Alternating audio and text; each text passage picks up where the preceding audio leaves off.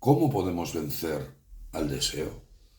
Sin alcanzar el autoconocimiento nunca podremos vencer al deseo. Es decir, el conocimiento de nuestro yo real está velado por el deseo. El deseo no afecta al alma. Atman no está condicionada ni por nombres, ni formas, ni tampoco por el tiempo, el lugar o la causalidad.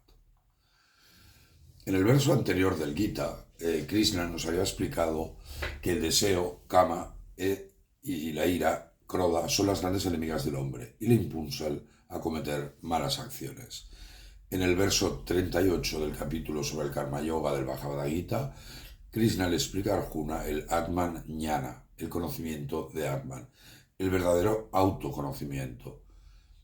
Es imposible de vencer a Kama, el gran enemigo del hombre, el deseo. Y os leo este verso. Así como el fuego está cubierto por el humo, el espejo por el polvo y el embrión por el útero, así este conocimiento del ser está cubierto por el deseo. En el Vedanta, el derecho divino de la libertad del alma es una piedra angular de su filosofía. Nuestro verdadero yo, la parte inmortal, es libre y feliz por su propia naturaleza. Esta luz, conocimiento y felicidad, este ser inmortal y libre que es el hombre real y no el aparente, como decía Vivekananda, que irradia nuestra alma, en muchas ocasiones está velada por Kama, el deseo, y también por Krodha, la ira. Krishna nos explica esto mediante tres sencillos ejemplos. Dice, primero, como el fuego cubierto por el humo. Un fuego que tenga madera mojada puede crear humo que distorsione nuestra visión del fuego. Echando madera seca eliminaremos el humo. Esta madera seca es el autoconocimiento del ser. También nos dice, dos, como el espejo cubierto por polvo. Si quitamos la suciedad de un espejo, entonces brillará con todo su esplendor. Y también nos habla de como el embrión envuelto por el amnios. Así, cuando el hombre es capaz de eliminar la capa de oscuridad generada por el deseo, entonces la luz propia de Atman de nuestra alma brillará con todo su esplendor. El hombre puede controlar el deseo mediante cualquier camino espiritual. En el Gita se definen los cuatro principales caminos del yoga, que son la devoción, la meditación, la acción desinteresada y el conocimiento. Bhakti, Jnana, Karma y Dhyana. Solo cuando el hombre alcance el Atman Jnana, el conocimiento de nuestra parte infinita, podrá alcanzar la liberación, el moksha y ser libre. Hay un tema importante que tenemos que entender y es que el deseo no afecta a Atman. Así como el fuego no se extingue con el humo, ni tampoco el espejo pierde sus cualidades con la suciedad, así Atman no se ve afectado por el deseo, por mucho que el deseo envuelva al alma. Incluso en el más ignorante de los hombres, su alma siempre, siempre, siempre permanecerá pura, a pesar de los continuos ataques del deseo.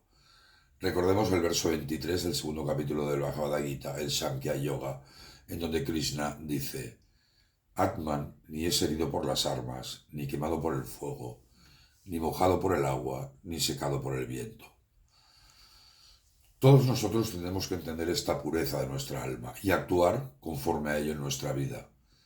Y tenemos que entender que cuando una capa lo cubre, creada por el deseo, el hombre no va a percibir la luz interior, solo verá oscuridad. Cuando eliminamos la capa de nuestra alma, eliminando el deseo, el hombre volverá a ver su luz interior y redescubrirá Atman Jnana. Pero Atman en ningún momento cambió. Es decir, Atman no está condicionada ni por nombres ni por formas. Es decir, la luz del alma brilla igual para el ignorante que para el sabio. El primero, el sabio, tiene una capa, el ignorante tiene una capa que le impide verla, mientras que el sabio no. Atman no está condicionada, por tanto, ni por nombres ni por formas, o en terminología occidental, ni por el tiempo, ni por el espacio, ni por el principio de causalidad. Y esto es muy importante que lo entendamos cuando estudiemos el Gita.